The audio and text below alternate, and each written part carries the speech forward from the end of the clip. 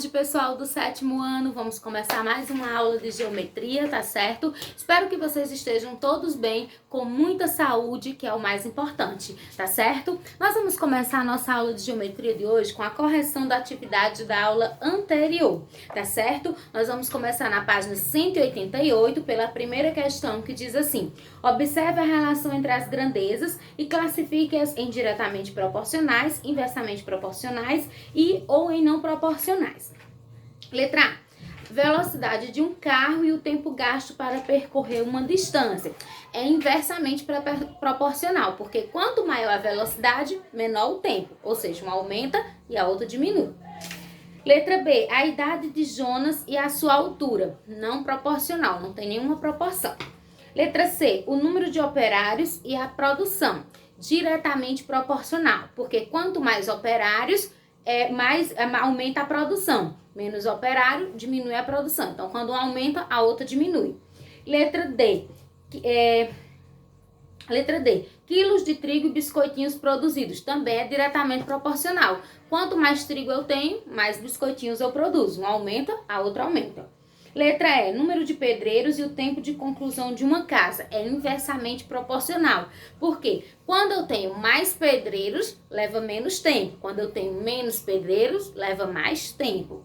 Letra F: medida do lado do triângulo e seu perímetro. É diretamente proporcional. Quanto menor o lado, menor o perímetro, que é a soma dos três lados. Quanto maior o lado, maior o perímetro. Então, é diretamente proporcional. A próxima questão é a terceira, que diz assim: Alice deu as mesadas aos dois filhos de forma diretamente proporcional às suas idades. Pedro, que tem 6 anos, recebeu R$33. Quanto recebeu Lúcio, que tem 9 anos? Então, vai ficar assim, ó, pessoal, prestem atenção no cálculo. É bem simples, tá certo? Ó, então, ela disse que Pedro tem 6 anos e recebeu R$33. Vou colocar sem vírgula para facilitar. Já o que tem 9 anos, que é o Lúcio, quanto ele vai receber? Como nós não sabemos, nós vamos representar por X. Ó, Tereza, o X de novo, tá bom? Mas dessa vez é bem simples. Aí, ó, nós vamos multiplicar aqui, ó, pela regra de 3, não é isso? Vou fazer 6 vezes X igual a 9 vezes 33. Então, 6 vezes X é 6X e 9 vezes 33 é igual a 297. Então, quem eu quero encontrar é o X, ele vai ficar desse lado. Isso aqui a gente já viu muito, então creio que vocês compreendem facinho, não é isso?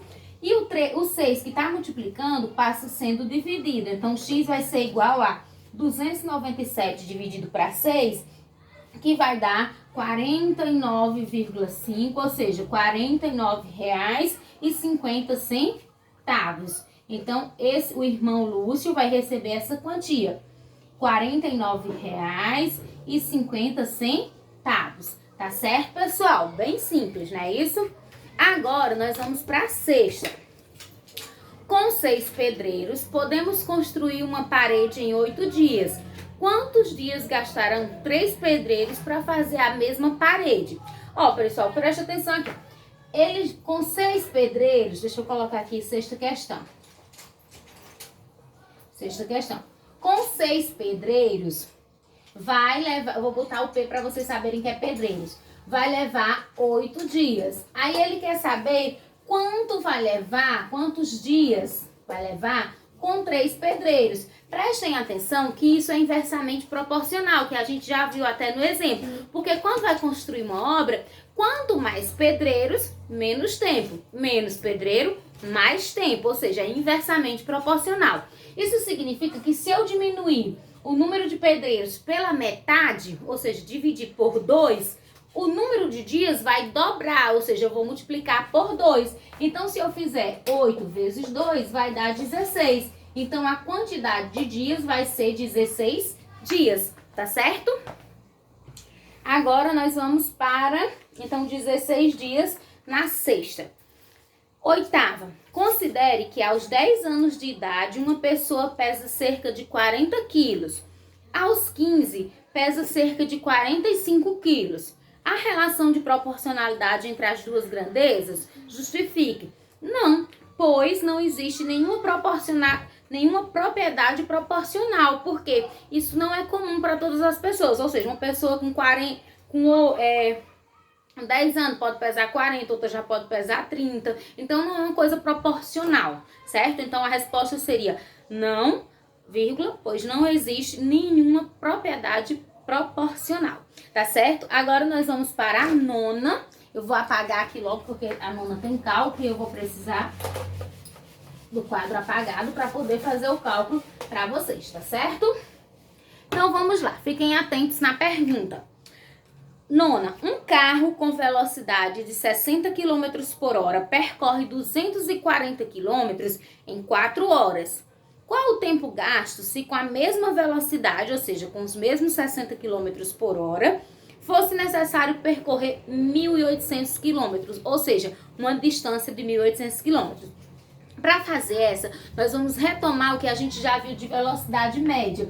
A gente viu que a velocidade média é igual ao espaço, que é ΔS, dividido pelo tempo, que é ΔT, certo? Então, nós vamos fazer assim. Ele quer saber se com essa mesma velocidade, então 60 km por hora, qual o tempo, ele quer saber o tempo, gastaria para percorrer 1.800 km. 1.800 é o espaço, por isso que eu vou botar no lugar do ΔS. E aqui eu vou colocar o ΔT, que é o que eu não sei, que é o tempo que eu estou procurando. Então, nós vamos fazer assim, ó, vamos fazer a multiplicação em x, né, em regra de 3. 60 vezes ΔT vai ser igual a 1.800. Lembrando que quando não tem número, supõe-se que tem 1. Então, 1.800 vezes 1, 1.800. Então, ΔT vai ser igual a 1.800. O 60 que está multiplicando passa para aqui sendo dividido, ou seja, passa com a operação inversa. Vou cortar esse zero com esse e eu vou ter 180 dividido para 6, que vai dar um tempo de 30 horas, tá certo? Então, a resposta final é essa, o tempo é de 30 horas. Ou seja, para percorrer 240 quilômetros, ele usou 4 horas. Agora, se ele for percorrer esses 1.800, ele vai precisar usar 30 horas, que isso em dias equivaleria a 1 dia e 6 horas, tá certo? Mas não precisa colocar a resposta em dias, não, pode colocar só em hora. Então, a resposta o tempo é 30 horas, tá certo, pessoal? Então, a gente conclui a nossa correção agora, tá certo?